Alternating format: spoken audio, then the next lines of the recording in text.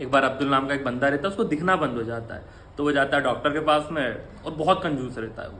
तो डॉक्टर को बोलता है कि सर मेरा इलाज कर दीजिए। तो बोलते 3 लाख रुपए लगेंगे। तो बोलता है इतने ज़्यादा? बोलता है हाँ। बोले लेकिन इलाज तो करवाना है, करो। अब उसका इलाज कर देते हैं भाई, उसकी आँख वाँख सही कर देते हैं। तो इससे पूछते हैं तुमको दिख रहा है? बोलता नहीं मुझे तो कुछ नहीं दिख रहा है। तो डॉक्टर फिर भाई पूरा चेक वेक करते हैं, बोलते दिख रहा है? बोलता नहीं दिख रहा है। तो नर्स को बोलते अपने कपड़े उतारो, तो नर्स कपड़े वपड़े उतार देती है। तो उसको बोल रहे हैं कि दिख रहा है? बोलता नहीं दिख रहा है। तो एक चाटा मारते, बोले बहन के लंड, जब तेरे को दिख नहीं रहा है तो तेरा लंड कैसे खड़ा है? एक किसान रहता है, उसके पास में एक भैंस रहती है जिससे वो लोग घर परिवार चलता था। तो भैंस मर जाती है तो पूरा परिवार रोता रहता है, बहुत भयंकर रोता रहता है। तो फिर एक परी प्रकट होती है, बोलती है बताओ अगर मुझको तुमने सेटिस्फाई कर दिया, तगड़ा अगर मेरे साथ सेक्स कर लिया, तो मैं इस भैंस को जिंदा कर दूंगी।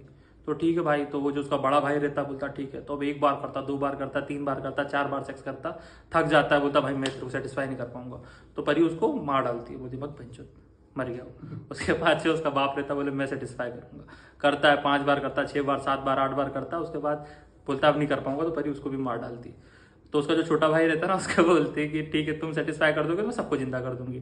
तो ठीक है वो परी की लेना शुरू करता, मैं छूट देता हूँ परी की, इतनी भयंकर लेता। ठीक है भाई सबको जिंदा कर देते वो। तो उसका बाप बोलता है यार तू तगड़ा है यार, तूने परी की इतनी कितनी बार ले ली यार कि परी ने सबको जिंदा कर दिया। बोले परी क्या चीज है, भैंस मार दी थी मैंने तो।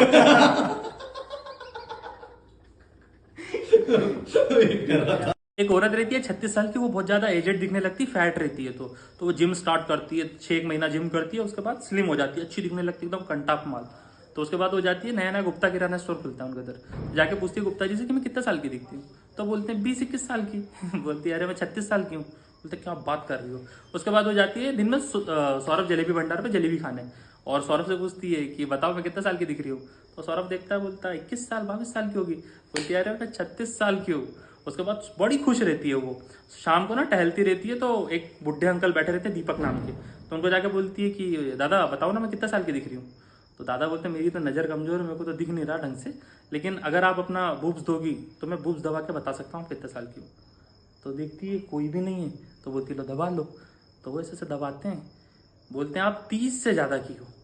तो बोलती हाँ हाँ। बोलता है दूसरा वाला दो तो मैं बताता हूँ कुछ। तो दूसरा वाला देती है, ऐसे दबाते हैं, बोलते हैं आप 40 से कम की हो। अरे बोलती है यार आपको कैसे पता पड़ा? बोले काम करो आप दोनों दीजिए तो मैं एकदम आपकी रियल एज बता देता हूँ। तो दोनों लेके ऐसे दबाते हैं, ऐसे दबाते हैं, बड़ी देर तक दबाते हैं, फिर बोलते हैं आप 36 साल की हो। बोले अरे यार दादा आप में कोई शक्ति वक्ति है क्या, आपने मतलब कैसे बता दिया? अरे बोले क्या लंड की शक्ति, मैं भी तो जलेबी भंडार में जलेबी खा रहा था जब आप एक बता रही थी। सुमित अमित नाम के 2 बंदे रहते हैं, 31 को बहुत ज्यादा दारू पी लेते हैं, एक कोठे पे जाते हैं, बोलते हैं हमको पेलना है भाई आज। तो वो बोलती है यार 31 है सारी बुकड है। बोलता है 10,000 रुपये पकड़ो, हमको चाहिए ही चाहिए। तो यार वो बोलती है रुको ठीक है। बोले रुको थोड़ी देर वेट करो। तो उनके पास ना सेक्स डोल रहती है 2।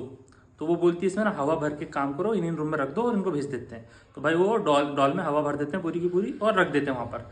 अब ये दोनों के दोनों जाते हैं, दोनों करते हैं, उसके बाद दोनों आते हैं, बोलते हैं भैंचोद मेरे को तो एक मरी हुई उसने लड़की दे दी।